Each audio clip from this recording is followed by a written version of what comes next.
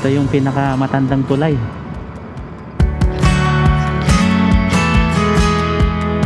At ayan na, nag-blink na, sakto guys.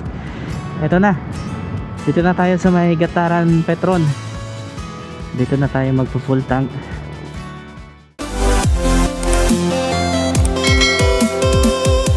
Third day na namin ngayon dito sa Ilocos. At eto na yung araw kung saan babalik na tayo ng Cagayan. At ngayon guys, pakita ko sa inyo itong loob ng transient na pinag-stayan namin. Ayan, may CR. Tsaka maganda dito sa sa CR kasi kompleto din. May shower. Ito, may magagamit kayong timba, pangligo. Pwede rin kayo maghilamos dyan. Ayan, tapos full tiles. Ayan, malinis. So mula dito sa labas. So bali mula dyan tayo nag-park. Ayan, may mga parking area sila dito. Tapos dito kami sa second floor. Mga table. Ayan, pwede kayong umupo dito sa labas. Tapos pagka diretso nyo dito, mayroon kayong veranda na makikita. Ayan, ito na yung view kapag nandito na kayo sa labas. Kapag umaga naman, tahimik yung paligid. Halos lahat ng tao dito nagpapahinga. Bali yung hindi lang nila maipoprovide dito guys, yung towel, toothbrush, yan yung mga hindi kasama sa i-avail nyong 1,200 pesos. Tapos, air condition din pala itong room namin. Ayan. Ito yung outfit nating magra-ride ngayong umaga. Terno kami ng jacket. Then guys, punta na tayo at makapag-impake na tayo ng gamit. Nandito na lahat, yung drone natin, mga ibang damit natin. Tapos ito naman yung mga nagamit naming damit.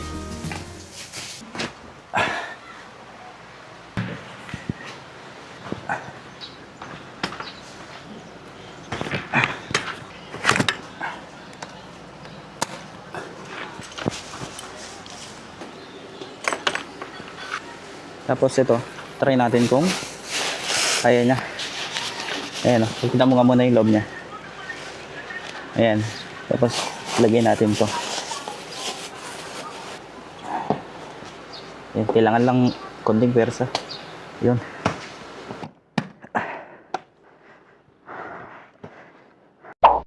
Sir, thank you sir. Kayo ba si Glenn Mark? Hindi po sir, Mark. Ay Mark, sino yung Glenn? Kapatid mo? Ah, sige sir. Oh, thank you. Picture lang ako dito sir ha.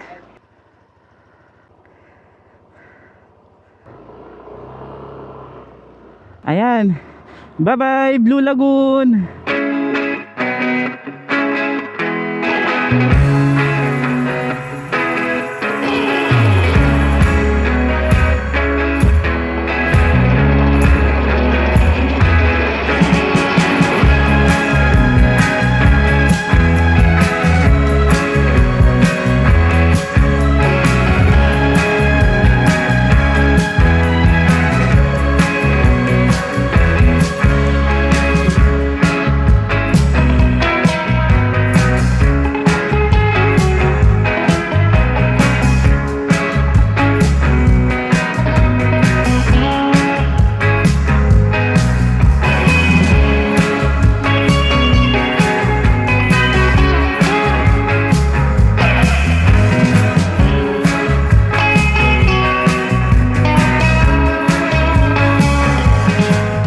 Sana pagbalik natin dito, gamit pa rin natin si Lexi.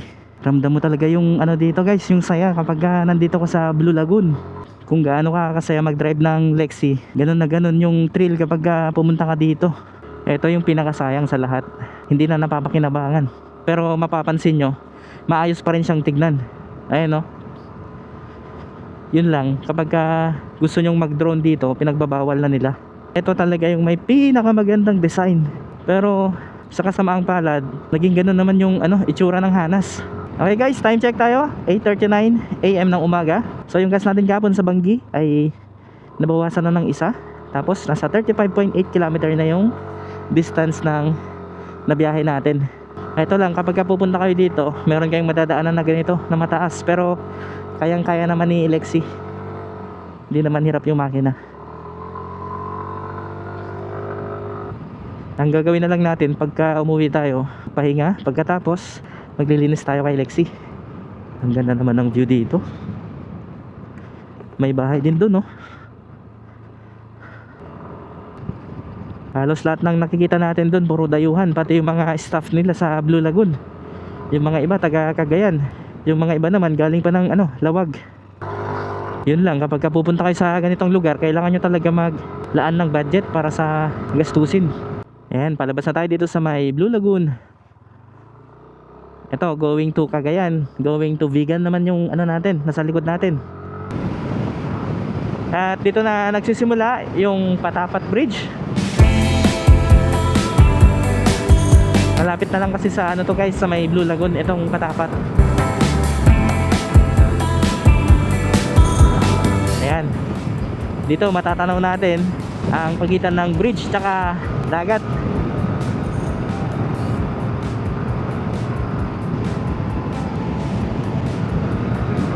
Kaya dapat kapag magra-ride kayo, isali nyo sa bucket list nyo itong Ilocos. Yun, grabe, solid. May nagtitinda din dito.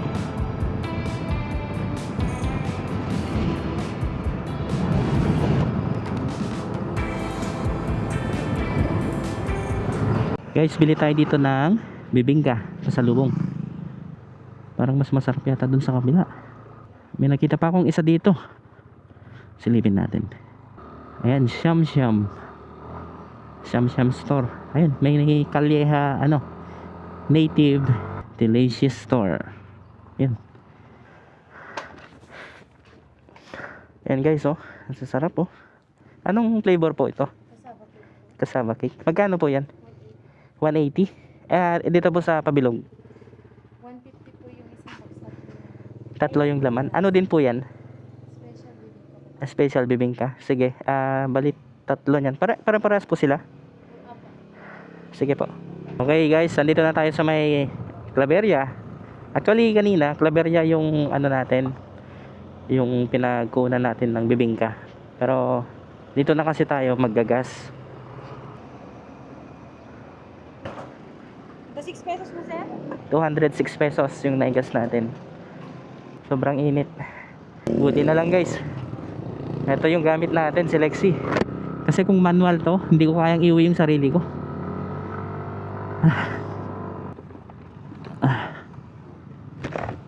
Tay, nalipatag, isuklik na tay 206 ajay, 500 inted ko.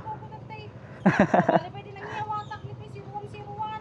Magmagdala kay helmet ka. Te, adda ba ti drugstore dita unig? Pakasoy? Drugstore? Oy? Sir, ne? Awan di agas, awan na jagas nga katangin mi. Dita? Awan pa, ay dapay. Sige, thank you te.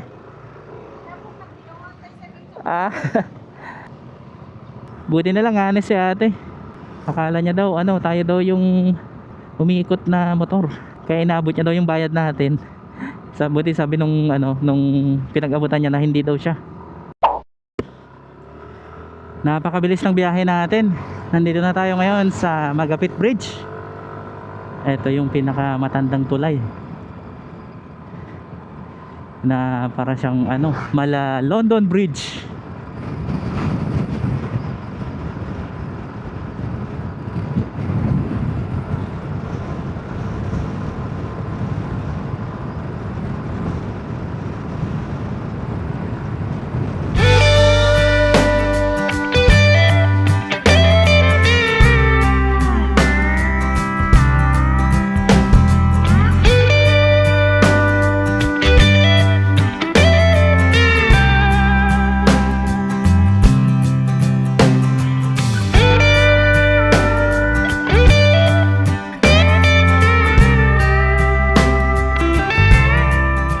At eto, approaching na tayo sa Gataran. Ayan, Santa Ana, Tugigaraw, Apari. At magagas na tayo sa may Gataran kasi yung fuel consumption naman nito, basta pag nag 120 km na yung trip 1 nya, ibig sabihin yun na yung reserve nya. Kasi proven and tested ko na yan check natin. Pero feeling ko parang hindi niya abutin yata ng 120. Mga almost 116 o 117 siguro yung natin, trip meter natin. Let's go.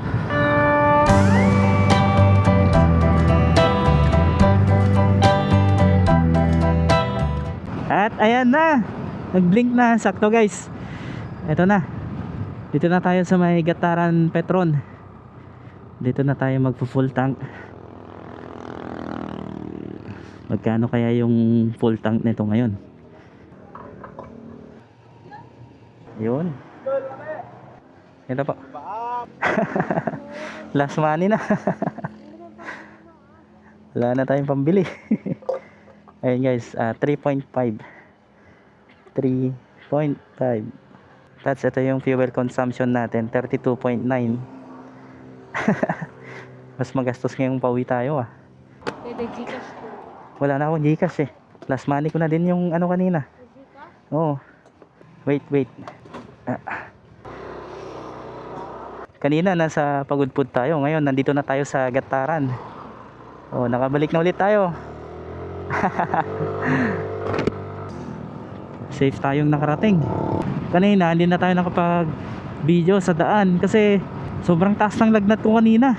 Pero laking pasasalamat ko guys kasi scooter yung ginamit natin. Kasi kung declutch yung ginamit natin, baka hindi ko alam kung makakarating kami ng ligtas. Napaka-komportable kasi talaga ng ganitong klaseng motor. Ito yung kanilang public market dito sa Gataran. Ayan. Sa mga taga Gataran dyan, shout out sa inyo. So guys, time check tayo, 12:56 PM. Bali kanina nag take off kami around 8 o'clock AM. Okay, mag-withdraw daw muna si Mrs. Okay guys, eto na ang barangay Newagak dito sa Gataran, Cagayan. At guys, malapit na kami dito sa lugar nila Mrs. Bali, tatapusin na natin yung ating video. At sa mga laging sumusubaybay sa ating video, maraming salamat sa inyo sa walang sawang suporta. Tapos puso akong nagpapasalamat sa inyo. Kung di dahil sa inyo guys, hindi natin maabot etong subscribers natin at yung mga views natin. Nagpapasalamat ako from Ilocos Norte to Gataran. Maraming salamat at sinamahan nyo ako sa video na to. Mabuhay kayong lahat. Sa mga hindi pa nakasubscribe sa aking YouTube channel, please subscribe and don't forget to hit the notification bell para lagi kayong updated sa aking latest videos. Once again guys, this is Boss Phantom Speed. Ride safe and God bless.